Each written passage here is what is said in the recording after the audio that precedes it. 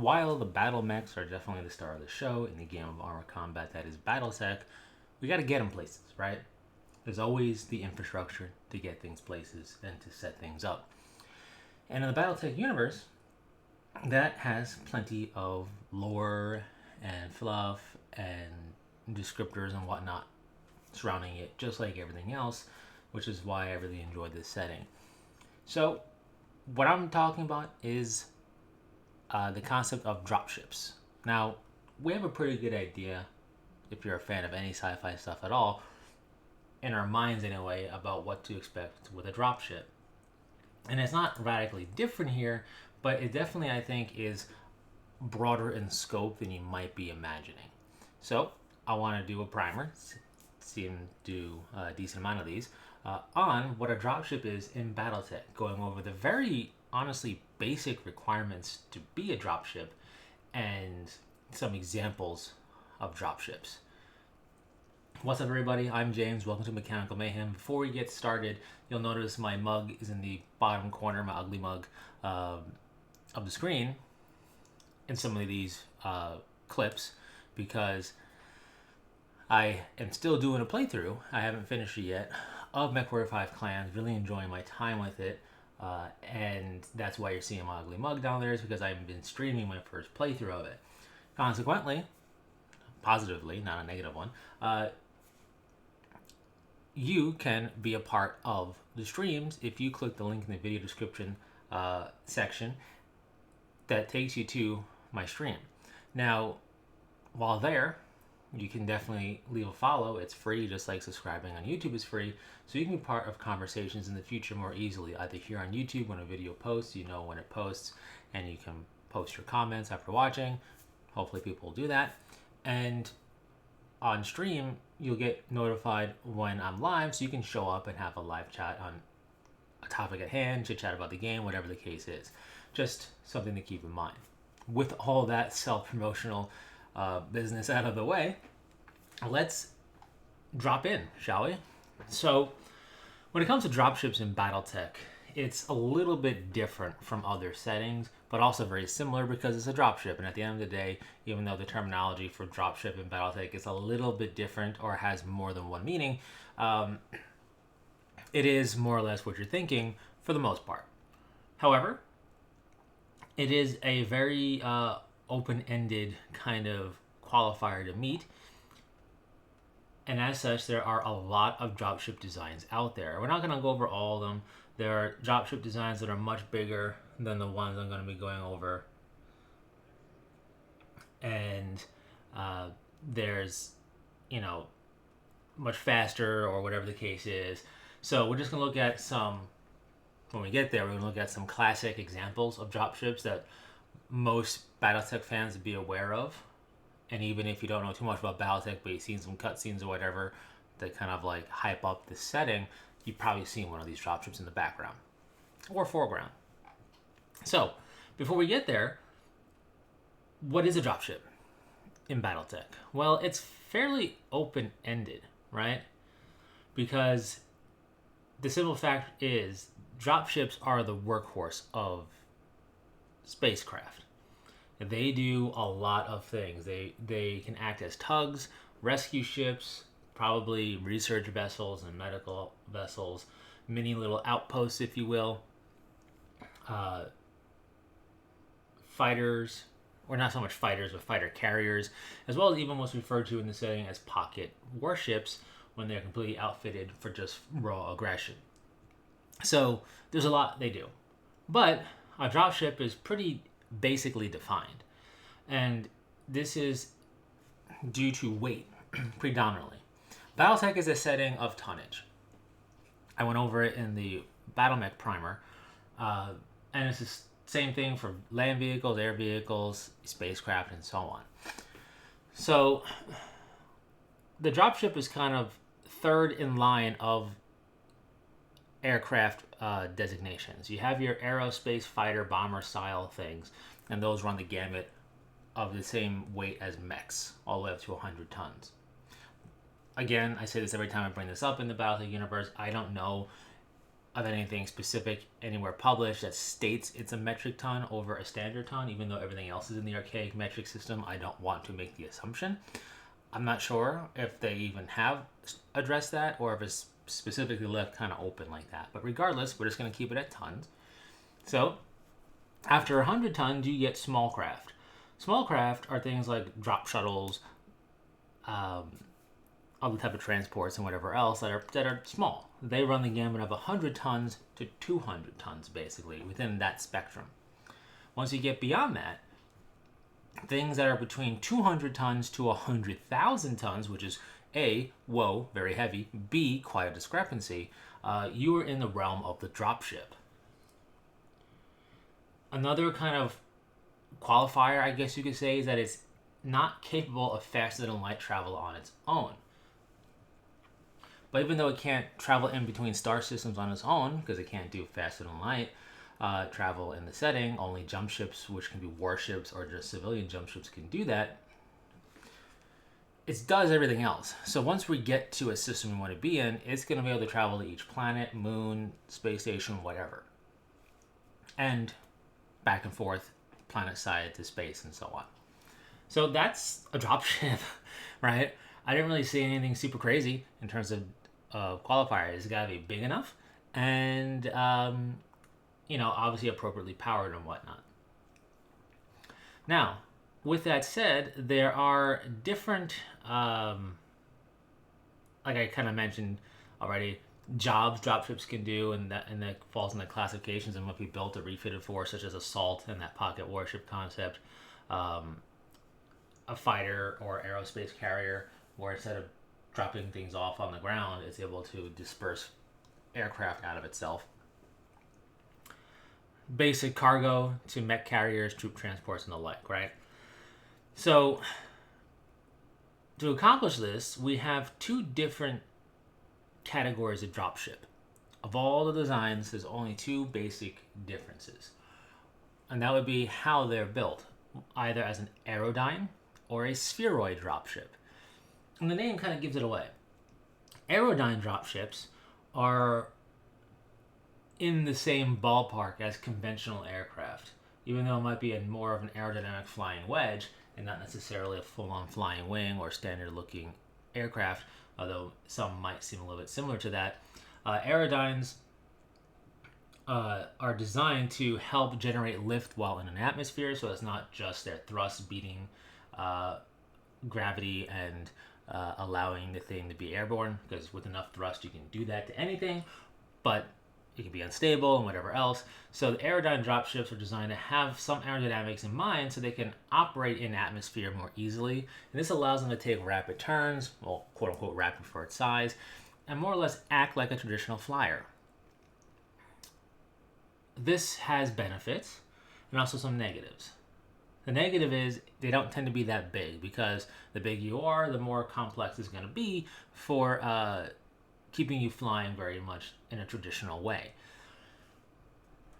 They also therefore tend to be lightly or lesser armed and armored and carry a lesser of a payload because of this. After all, you still have to overcome, drag and gravity and all that to be able to fly. And the more weight and everything you have, you need much more to overcome, or you have to overcome so much more and get airborne. But the aerodyne dropships are really good in the game of armor combat from rapid mech insertion and even rapid retrieval, because they're able to maneuver more like standard aircraft, whereas the standard spheroid dropship really cannot. Examples of aerodyne dropships include the Leopard and the Broadsword class, which are military aerodyne dropships for the most part. They carry basically one squad worth of mechs, depending upon industry or clan will determine the exact number. But they tend to be smaller in category. Now, they're not super small, because they range about 1,800 tons or so for the Broadsword, which is the bigger of the two. So it's still pretty heavy. Now, with that in mind, when we start getting into spheroid territory, which we're going to do right now, everything changes. spheroid is what it sounds like, a sphere-ish shaped thing that uses its main thrusters and whatnot on the bottom as its footprint, more or less, is what it more or less lands on, with legs that come out for stabilization. And therefore, when it enters atmosphere, it does so backwards. If the bottom is the thruster, it enters bottom first. And from there, it does minimal attitude adjustments and whatever else as it comes in for a landing. Once it's landed and everything is done and has to depart again, it just takes off straight with minimal course correction and goes into atmosphere, or out of atmosphere, I should say. And once it's out of atmosphere, it can utilize a bit more maneuverability because it's in space with the attitude adjustment thrusters and stuff that it has. So a much more basic operating style of dropship, but massive because of its simplicity in terms of what it's trying to do. It's not trying to make complex maneuvers or land on a runway. It's just looking to land at anything big enough and flat enough for its footprint to sit on. But if it's not a reinforced kind of spaceport area, it will cause havoc to whatever ground it's landing and taking off on because, well, heavy, really hot thrusters and so on. These things are pretty big. Like I said, while the dropship class can go all the way to 100,000 tons, what you're going to see is probably not really in that caliber for the most part at all. And this includes the two more iconic designs for dropships, the first being the Union class. Now, the Union class is a venerable design that works really well and transports mechs and support crew and is very decently armored and armed, so you don't have a toothless dropship here. And this one comes in on the clan side of things over 4,000 tons. So already we're seeing higher tonnage, and this is the smaller of the two iconic dropships. The second iconic dropship is the Overlord class. Now, the Overlord class is also a venerable design, and the clan design is bigger than this Inner Sphere design because it was basically a complete refit and overhaul. And this one comes in at over 11,000 tons, so you can see a significant increase. Where an Aerodyne dropship for mechs maybe carries, a full squad and maybe a couple extra mechs, let's say, runs the gambit from 4 to 6 mechs, let's say, depending upon its configuration over to carry, just to be safe. The Union on the clan side can carry 15 mechs. And the Overlord on the clan side can carry 45 mechs. So you can see quite a difference in payload capacity. This results in quite a difference in size as well. We'll get into more detail on dropships in the future because they're cool to look at, but this is just a basic primer, like I said. In essence, spheroid dropships are going to be your biggest and your baddest in terms of being awesome. Your Aerodyne dropships are going to be decently sized, but in the realm of dropships on the lighter end, but much more maneuverable. They sacrifice raw power, both in transport and in defensive capability, to achieve this, with the Aerodynes having another iconic design known as the Gazelle, which is more of a troop and tank transport that looks very much like a gigantic traditional plane, or traditional for sci-fi terms. So at the end of the day, what you have is Aerodyne with a bit more of design, not so much freedom, but variety, and then spheroids, which look more or less similar to each other, but are able to accomplish massive feats of transport or power. So that's your basic primer on dropships. I find it interesting that we don't have like just a trapezoidal shaped dropship that functions like a spheroid. I understand Aerodynes having a certain design concept, right? They gotta fly in atmosphere. But I do find it very interesting that of all the shapes decided upon for a dropship to be kind of standardized, spheroid was chosen.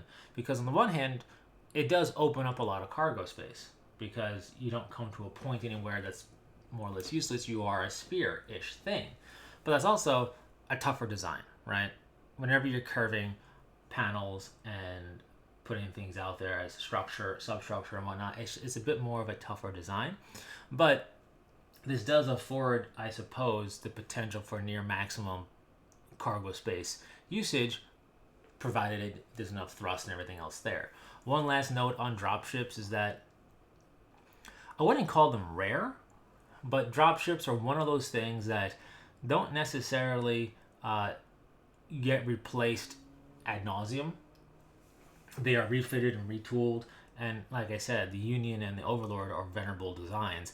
If we put Battletech in the 31st century, those came out in like the 28th or 27th 2800s or 2700s, so 29th or 28th centuries, I suppose. Maybe even 27th centuries or 28th century, and maybe even older designs that are no longer utilized, even older than that, right? So they are treated as a precious resource, despite the fact they're not irreplaceable. They can be replaced. It's not like all the Union class dropships were built at that time, but they're definitely one of the bigger resource sinks and personnel sink to create and maintain, and are treated much more carefully than some other tech out there on all sides of the field. Doesn't mean I don't get blown up all the time or targeted for sabotage or whatever, because they do. In any case, that's all I got for you on the dropship. They're pretty interesting as a concept. There's a lot of them out there. We'll look at some interesting ones in the future, even if they don't show up in games or anything like that, because I really appreciate the attention to detail and having just a multitude of different designs for a concept that, at the end of the day, if you know anything about Battletech dropships, you've seen spheroid designs, and if you thought that was it for dropships, I couldn't blame you, because, well, that's one of two overall designs, and chances are you saw a Union, and if that's the only one you thought existed, you'd be in the same boat for a lot of people. Anyways, what are your thoughts on dropships in Battletech? How do these stack up in comparison to dropships on a basic primer sense in other settings that you're a fan of? In my opinion, compared to other dropships from other settings that I'm aware of, these are way more workhorsey. They do so much more than simply just drop down from a mothership and back up. Like I said, once they reach their destination via jump ship, they decouple from the jump ship, and then from there they go to the planets and everything themselves. So quite the workhorse ships. Thanks so much for tuning in. If you made it to the end of this video, consider commenting the word Overlord, so I know I made it to the very end of the video. Definitely consider hitting that subscribe button. Check out the Twitch channel, all the stuff like I said prior, and I will see you on the next one. So take care.